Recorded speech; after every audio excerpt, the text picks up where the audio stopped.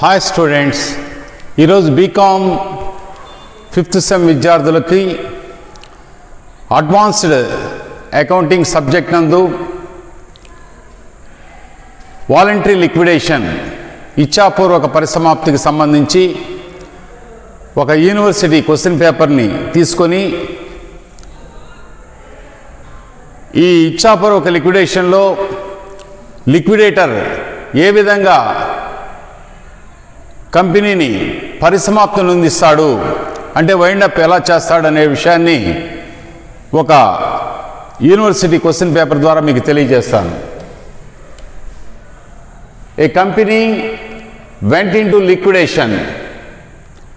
Prepare liquidator statement account allowing his remuneration 3% on amount realized from assets and 2% on amount paid to unsecured creditors. Share capital consisted of 2000 preference shares of 100 each fully paid, 30,000 equity shares of 10 each fully paid, 4,000 equity shares of 10 each 8 rupees paid. Assets realized 3,08,000 excluding securities realized. Secured creditors security realized within brackets 54,000, 46,000 is secured creditors. Unsecured creditors 2,83,698. Preferential creditors 8,000. Debentures having a floating charge on the assets 1 lakh. Expenses of liquidation 3,000. A call of 2 rupees per share on partly paid up shares was made and duly paid except on 400 shares. లెక్కలో ఒక company ఇచ్ఛాపూర్వక పరిసమాప్తి చెందడం జరిగింది. ఈ పరిసమాప్తి కాలంలో company లిక్విడేటర్ని appoint చేస్తే అతను ఆస్తులు అమ్మేసి అప్పులు తీర్చేసి కంపెనీని వైండ్ అప్ చేస్తాడు. ఈ రిస్క్ తీసుకున్నందుకు గాను లిక్విడేటర్కి కొన్ని రకాల పారితోషికాలు ఇవ్వడం జరుగుతుంది. ఆస్తులు అమ్మిన మొత్తాల మీద పారితోషికము, అలాగనే కంపెనీ అప్పులు తీర్చేటువంటి సందర్భాల్లో ఆ యొక్క రుణదాతల చెల్లింపు మీద కమిషను, ఇవన్నీ కూడా అతనికి రెమ్యునరేషను కమిషన్ అనేది ఇవ్వడం జరుగుతుంది. ఇప్పుడు ఈ లెక్కలో ఆస్తుల అమ్మకం వసూలైనటువంటి మొత్తాల మీద 3% అతనికి రెమ్యునరేషన్ పారితోషికం ఇవ్వడం జరుగుతుంది. అలాగనే 2% వచ్చేసి amount paid to unsecured creditors, హామీ లేని రుణదాతల చెల్లింపు మీద ఒక 2% కమిషన్. ఇక్కడ హామీ లేని రుణదాతలు అంటే ఆధిక్యపు రుణదాతలను కూడా కలుపుకోవాలి. ఎప్పుడు కలపము, ఎప్పుడు కలపాలి? హామీ లేని రుణదాతలు అన్నప్పుడు ఆధిక్యపు రుణదాతలు కూడా అందులో భాగంగా పరిగణించాలి. కొన్ని సందర్భాల్లో 2% commission charged on unsecured creditors other than the preferential creditors. ఆధిక్యపు రుణదాతలు మినహాయించి హామీ లేని రుణదాతల చెల్లింపు మీద 2% కమిషన్ అన్నప్పుడు అప్పుడు ఆధిక్యపు రుణదాతలు మినహాయించమన్నాడు కాబట్టి వాటిని తీసేసి కేవలం హామీ లేని రుణదాతల మీద మాత్రమే క్యాల్కులేట్ చేస్తాం.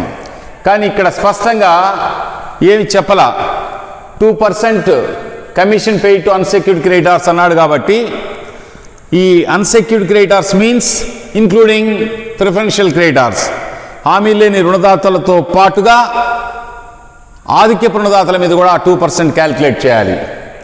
తర్వాత కంపెనీలో మొత్తము 2000 ఆదిక్య వాటాలు ఉన్నాయి. ఒక్కొక్కటి 100 రూపాయలు చొప్పున 2 లక్షల రూపాయలు వారి యొక్క వాటా మూలధనం ఉంది. ఆదిక్య వాటా మూలధనం. మొదటి రకం 30,000 ఈక్విటీ వాటాలు ఒక్కొక్కటి 10 రూపాయలు చొప్పున ఫుల్లీ పెయిడ్ అన్నాడు. అంటే అది ఒక 3 లక్షల రూపాయలు ఈక్విటీ వాటాదారులు. రెండో రకం 4,000 ఈక్విటీ వాటాదారులు 10 రూపాయల చొప్పున షేర్ వాల్యూ ఉంటే జస్ట్ 8 పెయిడ్ అన్నాడు. అంటే ఈక్విటీ వాటాదారుల్లో రెండో రకం 4,000 ఈక్విటీ వాటాదారులు షేర్ వాల్యూ 10 రూపాయలు అయితే 8 రూపాయలు మాత్రమే చెల్లించబడి ఉన్నది. కాబట్టి మరో 2 రూపాయలు లిక్విడేటర్ అవసరం అనుకుంటే పిలవడం జరుగుతుంది. ఆ యొక్క విషయాన్ని ఇక్కడ స్పష్టం చేశాడు. Assets realized 3,08,000. అంటే ఆస్తులు అమ్మితే లిక్విడేటర్కి 3,08,000 డబ్బు వసూలైంది. ఎక్స్క్లూడింగ్ సెక్యూరిటీస్ రియలైజ్డ్ అంటే సంస్థలో ఉండే ఆస్తులను అమ్మితే మాత్రమే 3,08,000 వచ్చింది. కొన్ని ఆస్తులు రుణదాతల దగ్గర సెక్యూరిటీగా ఉంటాయి. ఆ ఆస్తులు మినహాయించి ఇవి సంస్థలో ఉన్న ఆస్తుల్ని, అంటే బయట సెక్యూరిటీగా ఉంచిన ఆస్తులు కాకుండా సంస్థలో ఉన్న ఆస్తులను అమ్మితే 3,08,000 వసూలైనట్టు చెప్పాడు. తర్వాత సెక్యూర్డ్ క్రెడిటార్స్, హామీ గల రుణదాతలు 46,000 కంపెనీకి అప్పిచ్చున్నారు. కానీ సంస్థ 54,000 రూపాయల సెక్యూరిటీని వారు తాకట్టుగా పెట్టుకున్నారు. సెక్యూరిటీ రియలైజ్డ్ 54,000, అప్పిచ్చింది వారు 46,000. అంటే 46,000 వారు ఇచ్చిన అప్పుకి సంస్థ యొక్క 54,000 ఆస్తిని తాకట్టుగా పెట్టుకున్నారు. కాబట్టి ఇది పూర్తి హామీ రుణదాతల కింద ఫుల్లీ సెక్యూర్డ్ క్రెడిటార్స్ కింద మనం చెప్పొచ్చు. అన్సెక్యూర్డ్ క్రెడిటార్స్, హామీ లేని రుణదాతలు సంస్థకి 2,83,698 ఉన్నాయి. ప్రిఫరెన్షియల్ క్రెడిటార్స్, ఆదిక్య రుణదాతలు 8,000 ఉన్నాయి. డెబెంచర్దారులు 1,00,000 రూపాయలు ఇచ్చి these debenture holders having floating charges on all assets అని చెప్పాడు. అంటే ఈ డెబెంచర్దారులకి ఆస్తులన్నిటి మీద ఫ్లోటింగ్ ఛార్జ్ ఉన్నదే అని చెప్పాడు. యాక్చువల్గా లిక్విడేటరు ఆస్తులు అమ్మే అప్పులు చెల్లించేటువంటి వరుస క్రమంలో ఆదిక్య రుణదాతలకి 3వ వరుసలో ఇచ్చి 4వ వరుసలో డెబెంచర్దారులకు ఇస్తుంటారు. ఒకవేళ డెబెంచర్దారులకి ఫ్లోటింగ్ ఛార్జ్ ఉన్నది అని చెప్పినట్లయితే ఆదిక్యపు రుణదాతల్ని కిందకి తీసుకొచ్చి 4వ వరుసలో వేసి డెబెంచర్దారులని 3వ వరుసలో చూపించాల్సినటువంటి అవసరం ఉంది. ఫ్లోటింగ్ ఛార్జీ ఉంటే డెబెంచర్దారులు 3వ వరుసలో వస్తారు, ఆదిక్య రుణదాతలు 4వ వరుసలో వస్తారు. ఫ్లోటింగ్ ఛార్జ్ కానీ లేకపోతే 3వ వరుసలో ఆదిక్య రుణదాతలు వస్తారు, 4వ వరుసలో డెబెంచర్దారులు వస్తారు. ఈ లెక్కలో డెబెంచర్లో ఫ్లోటింగ్ ఛార్జ్ ఉందని చెప్పాడు కాబట్టి 3వ వరుసలో డెబెంచర్దారులకు చెల్లించి పిమ్మట ఆదిక్య రుణదాతలకు చెల్లించాలి. తర్వాత ఈ లెక్కలో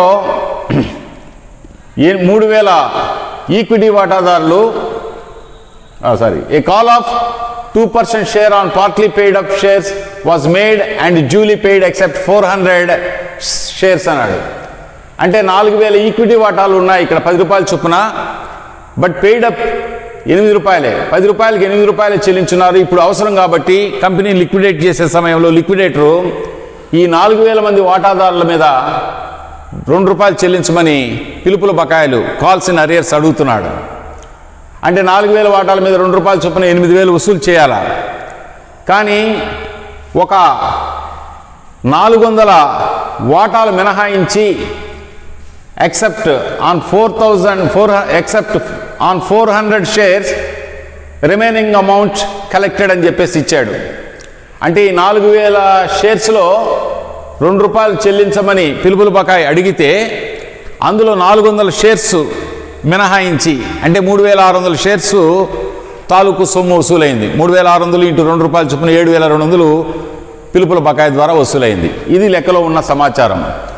దీన్ని బట్టి ఫస్ట్ మనము ఈ లిక్విడేటర్ యొక్క ఫైనల్ స్టేట్మెంట్, తుది ఖాతా నివేదికని ఈ విధంగా డిజైన్ చేసుకోవాలా. ఇది నగదు ఖాతాను పోలి ఉంటుంది. డెబిట్ వైపున రిసిప్ట్స్, క్రెడిట్ వైపున పేమెంట్స్.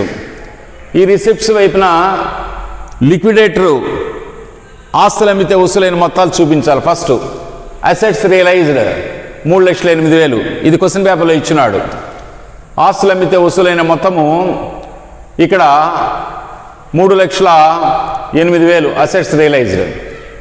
ఆ మొత్తాన్ని ఫస్ట్ మనము చూపించాలి.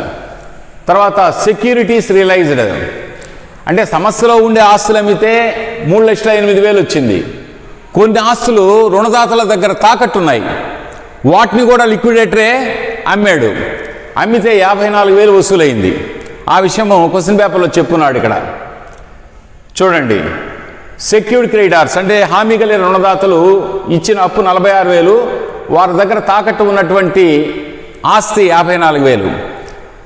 ఈ ఆస్తిని అమ్మితే సెక్యూరిటీ రియలైజ్డ్ 54,000 వసూలైంది, 46,000 వాళ్ళకి చెల్లిస్తారు. అంటే సమస్యలో ఉండే ఆస్తులు అమ్మితే 3,08,000 వచ్చింది, రుణదాతల దగ్గర తాకట్టుగా ఉన్నటువంటి ఆస్తులు అమ్మితే 54,000 వసూలైంది. కాల్స్ ఇన్ అరియర్స్ పిలుపుల బకాయిలు 4,000 వాటాల మీద ఈ యొక్క లిక్విడేటర్ 4,000 వాటాల మీద పిలిస్తే అందులో 400 వాటాలు మీద సొమ్ము వసూలు కాల. 4,000 వాటాల మీద ఎంత పిలిచాడు? 8 రూపాయలు చెల్లించినారు 10 రూపాయలకి, అంటే 2 రూపాయలు పిలుస్తాడు. అంటే 4,000 వాటాల్లో 2 రూపాయలు చొప్పున 8,000 వసూలు కావాలా? బట్ 400 వాటాల మీద సొమ్ము వసూలు కాలేదు. సో 4,000 వాటాల్లో 400 వాటాలు తీసేస్తే 3,600 వాటాలు, ఒక్కొక్క వాటా మీద 2 రూపాయలు చొప్పున కాల్సిన అరియర్స్ పిలుపుల బకాయిలు 7,200 వసూలైంది. ఈ విధంగా రిసిప్ట్స్ వైపున మొత్తం 3,69,200 రూపాయలు లిక్విడేటర్ దగ్గర డబ్బు ఉన్నది. Cash available with the liquidator is 3,69,200. ఎలా వచ్చింది? సమస్యలో ఉండే ఆస్తులు అమ్మితే 3,08,000, రుణదాతల దగ్గర హామీగా ఉన్నటువంటి ఆస్తులు అమ్మితే 54,000, వాటాదారులు నుంచి రావాల్సినటువంటి పిలుపుల బకాయిలు తాలూకు 7,200. అంటే 4,000 వాటాలకి 400 వాటాలు పిలుపుల బకాయిలు చెల్లించలేదు కాబట్టి 4,000లో 400 తీసేస్తే 3,600 వాటాల మీద 2 రూపాయలు చొప్పున 7,200 వసూలైంది. ఈ మూడు మొత్తాలు కలిసి లిక్విడేటర్ దగ్గర 3,69,200 ఉంది. ఈ 3,69,200ని ప్రయారిటీ బేసిస్లో ప్రాధాన్యతా క్రమంలో ఫస్ట్ ఎవరికి ఇవ్వాలంటే పూర్తి హామీ రుణదాతలకు ఇవ్వాలా. అంటే పూర్తి హామీ రుణదాతలు క్వశ్చన్ పేపర్లో ఫుల్లీ సెక్యూర్డ్ క్రెడిటార్స్ వచ్చేసి 46,000 ఉన్నాయి కాబట్టి 46,000 ఫుల్ అమౌంట్ సెక్యూర్డ్ క్రెడిటార్స్కి ఇవ్వాలి ఫస్ట్. ఇచ్చిన తర్వాత నెక్స్ట్ లిక్విడేటర్ తాను చెల్లించిన ఖర్చులు 3,000 తీసుకుంటాడు. తర్వాత రెమ్యునరేషన్ ఆస్తుల అమ్మగా వసూలైన మొత్తం మీద ఒక 3% చెప్పాడు. ఆస్తులు అమ్మితే వసూలైన మొత్తము సమస్యలో ఉండే ఆస్తులు అమ్మితే 3,08,000, రుణదాతల దగ్గర తాకట్టుగా ఉన్న ఆస్తులు అమ్మితే 54,000. ఈ 3,08,000 ప్లస్ 54,000 కలిపితే 3,62,000 మీద 3% క్యాలిక్యులేట్ చేస్తే 10,860. అలాగనే నెక్స్ట్ రుణదాతల చెల్లింపు మీద కమిషన్ కూడా లిక్విడేటర్ తీసుకుంటాడు. హామీ లేని రుణదాతల చెల్లింపు మీద కమిషన్ అన్నాడు. 2% commission entitled on unsecured creditors అని చెప్పన్నాడు. అంటే హామీ లేని రుణదాతల మీద 2% కమిషన్ అన్నాడు. హామీ లేని రుణదాతలు అంటే ఆధిక రుణదాతలు కూడా ప్రిఫరెన్షియల్ క్రెడిటార్స్ కూడా కలిసి ఉంటారు కాబట్టి ఫస్ట్ ప్రిఫరెన్షియల్ క్రెడిటార్స్ వారికి ఇవ్వాల్సిన 8,000 మీద 2% క్యాలిక్యులేట్ చేస్తే 160. ఫస్ట్ పూర్తి హామీ రుణదాతలు ఫుల్లీ సెక్యూర్డ్ క్రెడిటార్స్కి ఇచ్చాం. లిక్విడేటర్ పెట్టిన ఖర్చులు తీసుకున్నాడు. లిక్విడేటర్కి ఆస్తులు అమ్మకం మీద పారితోషికం ఇచ్చేశారు, తీసుకోవడం జరిగింది. అలాగనే ఆధిక రుణదాతల మీద 2% 8,000 ఆధిక రుణదాతల ప్రిఫరెన్షియల్ క్రెడిటార్స్ క్వశ్చన్ పేపర్లో ఇచ్చున్నాడు. దాని మీద 160 క్యాలిక్యులేట్ చేశాం. తర్వాత హామీ లేని రుణదాతల మీద కమిషన్ 2% క్యాలిక్యులేట్ చేయాలి. అన్సెక్యూర్డ్ క్రెడిటార్స్ ఎంత ఉన్నారు ఇక్కడ చూడండి.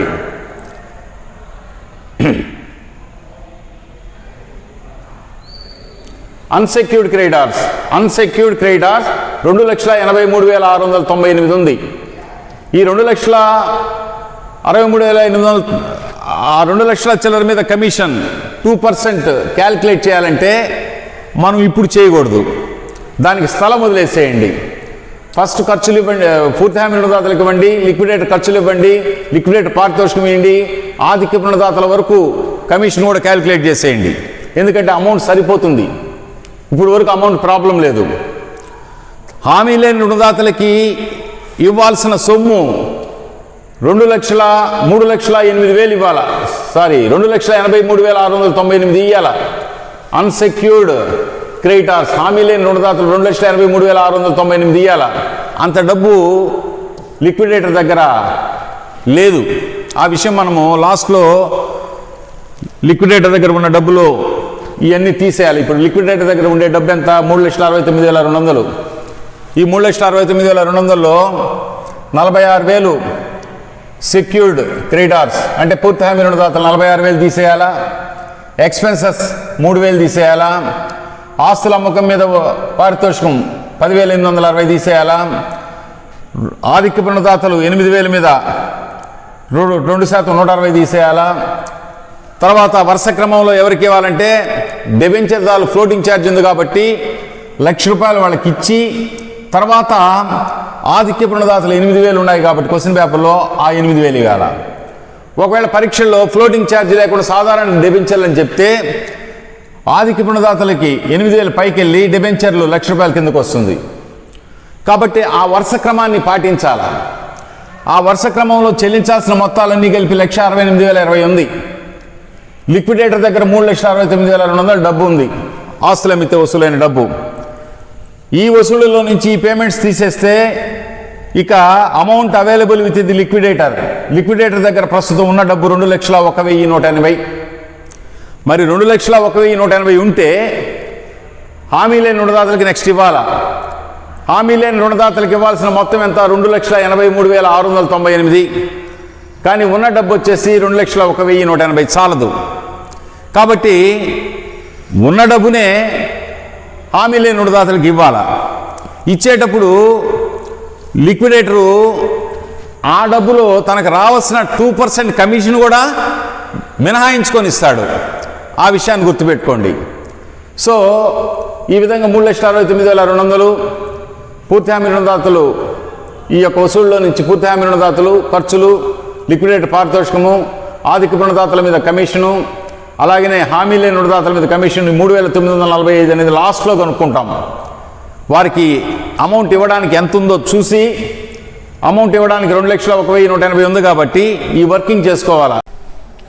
లిక్విడేటర్ దగ్గర అందుబాటులో ఉండేటువంటి సొమ్ము 2,01,180, అంటే అమౌంట్ అవైలబుల్ విత్ ది లిక్విడేటర్ది. ఈ అమౌంట్లో కూడా హామీ లేని రుణదాతలకి చెల్లించేటువంటి మొత్తం మీద కమిషన్ కూడా తీసుకోవాలా. లెక్కలో హామీ లేని రుణదాతలు ఎంత ఉన్నారంటే యాక్చువల్గా చూడండి, అన్సెక్యూర్డ్ క్రెడిటార్స్ 2,83,698. అంటే హామీ లేని రుణదాతలకు ఇవ్వాల్సింది 2,63,000 చిల్లర. కానీ ఉండే డబ్బు 2,01,180 కాబట్టి చాలదు. పైపెచ్చు ఈ మొత్తంలో వాడు కమిషన్ కూడా 2% తీసుకోవాలి. కాబట్టి ఇప్పుడు ఇందాక స్థలం వదిలి ఉన్నాను చూసావో, ఈ బాక్స్ 3,945 లాస్ట్లో ఇప్పుడు కనుక్కుంటాము. అంటే కమిషన్ 2% ఆన్ అన్సెక్యూర్డ్ క్రెడిటార్స్, హామీ లేని రుణదాతల మీద కమిషన్ 2% అని చెప్పి ఈ 2,01,180 మీద ఇంటూ 2% అంటే 2/102. 2/102 ఎందుకు వేస్తున్నాము? అమౌంట్ చాలదు కాబట్టి.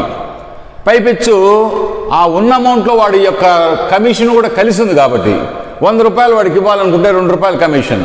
అప్పుడు ₹102 మొత్తంలో ₹2 కమిషన్ అయితే ఈ 2,01,180లో ఎంత కమిషన్ అన్నప్పుడు 2,01,180 బై 102 × 2. అంటే సింపుల్ ఒక మాటలో చెప్పాలంటే హామీ లేని రుణదాతలకు చెల్లించడానికి సొమ్ము సరిపోనప్పుడు అవైలబుల్ అమౌంట్ ఎంత ఉందో ఆ మొత్తం హామీ లేని రుణదాతలకు ఇస్తాం. కాబట్టి ఆ మొత్తం మీద పర్సంటేజ్ క్యాలిక్యులేట్ చేసేటప్పుడు 2% అయితే 2/102, 5% అయితే 5/105, 10% అయితే 10/110. అమౌంట్ సరిపోతే మాత్రం 2/100. వాళ్ళకి వాస్తవానికి చెల్లించాల్సిన అమౌంట్ ఎంత ఉంటుందో దాని మీద 2% అంటే 2/100, 5% అంటే 5/100. ఇప్పుడు అమౌంట్ చాలడం లేదు కాబట్టి 2/102 వేస్తే 3,945 వచ్చింది. తర్వాత డిబెంచర్ దానికి లెక్కిస్తాము. ప్రిఫరెన్షియల్ క్రెడిటార్స్కి 8,000 ఇస్తాము. ఈ యొక్క మొత్తం 3,69,200 ఈ మొత్తాలన్నీ తీసివేస్తే లాస్ట్లో 1,97,235 రూపాయలు హామీ లేని రుణదాతలు, అన్సెక్యూర్డ్ క్రెడిటార్స్, యుఎస్ అంటే అన్సెక్యూర్డ్ క్రెడిటార్స్, హామీ లేని రుణదాతలకి చెల్లింపు ఈ విధంగా జరుగుతుంది. కాబట్టి లెక్క చక్కగా చదువుకొని ప్రతి పాయింట్ చక్కగా అర్థం చేసుకుంటారని ఆశిస్తూ ఈ వీడియో కానీ నచ్చినట్లయితే బెల్ ఐకాన్ బటన్ నొక్కి సబ్స్క్రైబ్ చేయండి. మరొక టాపిక్లో మిమ్మల్ని కలుస్తాను. అంతవరకు సెలవు. ధన్యవాదములు.